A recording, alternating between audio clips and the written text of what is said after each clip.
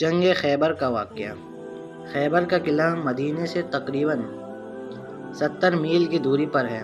مرحب اور کچھ یہودیوں نے اسے اپنا گڑھ بنا رکھا تھا۔ صلح حدیبیہ کے بعد وہ اس غلط فہمی کے شکار تھے کہ مسلمانوں نے قریش سے ڈر کر صلح کر لی ہے اور مدینہ پر جنگ کرنے کی سازش رچنے لگے ہیں۔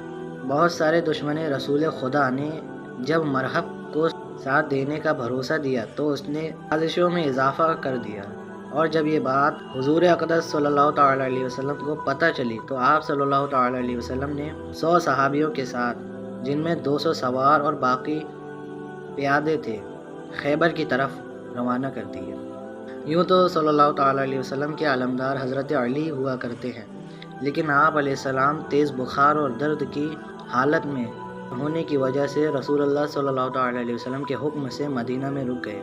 کچھ تاریخوں میں یہ بھی ملتا ہے کہ رسول اللہ صلی اللہ تعالیٰ علیہ وسلم نے 40 دن میں خیبر جیتنے کا اعلان کیا، اور اس وجہ سے یہ جنگ صرف شروعات کی ہی نہیں بلکہ صداقت کی بھی بن گئی تھی۔ مرحب یہ چاہتا تھا کہ یا تو وہ رسول اللہ صلی اللہ تعالیٰ علیہ وسلم کو ہرا دے یا پھر کسی طرح 40 دن گزار لے تاکہ حضور اقدس کو جھوٹا ثابت کر سکے۔ پہلے دن سے ہی ہر بڑے صحابہ رضی اللہ تعالیٰ عنہما نے علم اٹھایا اور جیت کی خاطر آگے بڑھے، لیکن جیت نہ سکے۔ یہاں تک کہ کئی صحابہ رضی اللہ تعالیٰ عنہما بار بار جنگ میں گئے، کچھ بھاگ کر واپس آ گئے اور کچھ اپنی ہمت سے ٹکراتے رہے، البتہ کہ 39واں دن آ گیا۔ جب 39واں دن آ گیا تو سارے صحابہ جو تھے حضور کے سامنے ایک دوسرے پر الزام ڈالنے لگے۔ کوئی کہہ رہا تھا کہ اس نے بزدلی دکھا دی، کوئی کہہ رہا کہ یہ فلاں شخص بھاگ کر آ گیا۔ حضور اقدس صلی اللہ تعالیٰ علیہ وسلم نے صحاباؤں سے کہا کہ میرے سر میں درد ہو رہا ہے، اور آپ سر درد کی بات کہتے ہوئے اپنے خیمے میں تشریف لے گئے، اور کچھ دیر بعد آپ نے باہر آ کر ایک تاریخی اعلان کیا اور فرمایا کہ خدا کی قسم، کل میں علم اس مرد کو دوں گا جو کرار اور غیر کرار اور بڑھ کر حملے کرنے والا ہے۔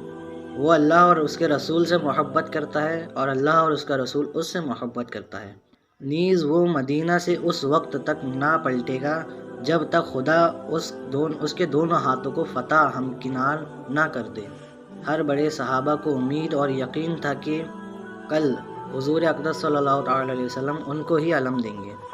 کسی کو بھی حضرت علی رضی اللہ تعالیٰ عنہ کا خیال دور دور تک نہیں آ رہا تھا، کیونکہ وہ وہاں موجود ہی نہیں تھے۔ جب حضور نے یہ اعلان کر دیا تو 39ویں دن کی شب کو، اب بھائی اتنا بڑا اعلان ہوا ہے تو نیند کس کو آنے والی؟ تمام صحابہ پوری رات ساری رات جاگتے رہے اسی خیال میں کہ کل حضور کس کو علم دیں۔ جب 40واں دن آیا تو ہر ایک صحابہ حضور صلی اللہ تعالیٰ علیہ وسلم کے سامنے آ کر کھڑے ہو گئے اور حضور کی طرف دیکھنے لگے۔ تبھی آقا صلی اللہ تعالیٰ علیہ وسلم نے حضرت علی کو طلب فرمایا، یعنی آپ نے فرمایا کہ علی کہاں ہے؟ کچھ روایتوں میں ہے کہ صحابہ کو مولا علی کو لینے بھیجا، اور کچھ میں ہے کہ خود جبرائیل علیہ السلام آپ کو لے کر کے وہاں آئے، اور کچھ میں ہے کہ خود بخود حضرت علی حضور کی خدمت میں حاضر ہوئے۔ جب حضرت علی وہاں پر تشریف لے آئے تو میرے آقا صلی اللہ تعالیٰ علیہ وسلم نے ان کا سر اپنے جانوں پر رکھ کر اپنا لعاب آپ امام کے ماتھے پر لگایا، جس سے آپ پر چھایا درد، بخار اور سردی کے اثرات ختم ہو گئے۔ آپ صلی اللہ تعالیٰ علیہ وسلم نے دعا بھی فرمائی کہ اے میرے پروردگار، علی کو گرمی اور سردی کے اثرات سے محفوظ رکھ اور دشمن کے مقابلے میں اس کی نصرت والی مدد فرما۔ اس کے بعد آپ صلی اللہ تعالیٰ علیہ وسلم نے اپنے دست مبارک سے امیر المومنین حضرت علی کو زیرہ پہنائی، تلوار دی اور حکم دیا کہ جاؤ اور خیبر فتح کرو۔ آپ حضرت علی نے پوچھا یا رسول اللہ کب تک لڑیں؟ آپ صلی اللہ تعالیٰ علیہ وسلم نے فرمایا کہ جب تک فتح حاصل نہ کر لو۔ حضرت علی تیزی سے قلعے کی طرف بڑھے اور ایک پتھر پر علم کو گاڑ دیا۔ ایک دشمن نے جب اوپر سے دیکھا تو حیرانی سے پوچھا کہ تم کون ہو؟ حضرت علی نے فرمایا میں علی ابن ابی طالب، اب تمہاری شکست اور موت یقینی ہے۔ مرحب کا بھائی حارث یہ سن کر غصے میں فوج لے کر کے باہر نکلا اور فوج رسول اللہ پر ٹوٹ پڑا، یعنی حضرت علی کی فوج پر ٹوٹ پڑا۔ اس نے 2 لوگوں کو شہید کیا ہی تھا کہ اتنے میں حضرت علی نے ایک ہی وار میں اس کا سر تن سے جدا کر دیا۔ جو پتھریلی زمین سے لڑکنے لگا۔ یہ دیکھ کر مرحب خود کی تعریف کرتا ہوا باہر آیا۔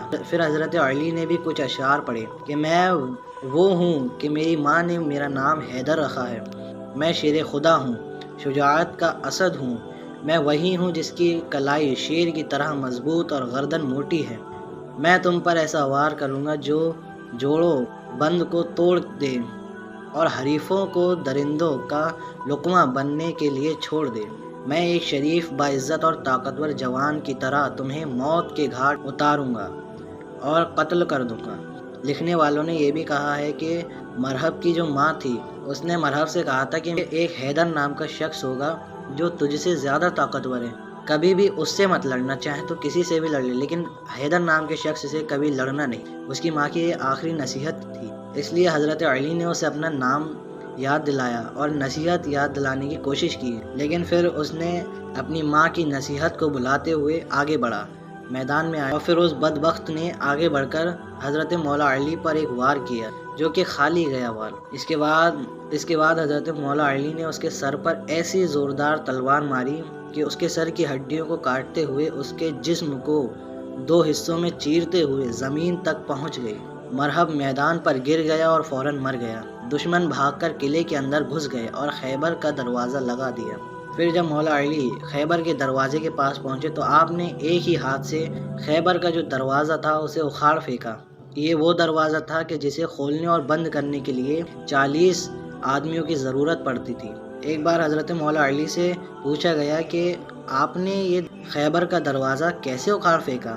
تو مولا علی نے فرمایا کہ میں نے خیبر کا دروازہ اکھاڑ پھینکا تو خود اپنی قوت سے نہیں پھینکا بلکہ ربانی قوت سے اکھاڑا ہے، یعنی اللہ کی مدد سے میں نے اس خیبر کے دروازے کو اکھاڑ پھینکا تھا۔ اس طرح حضرت مولا علی کو اور حضور صلی اللہ تعالی علیہ وسلم کو فتح حاصل ہوئی۔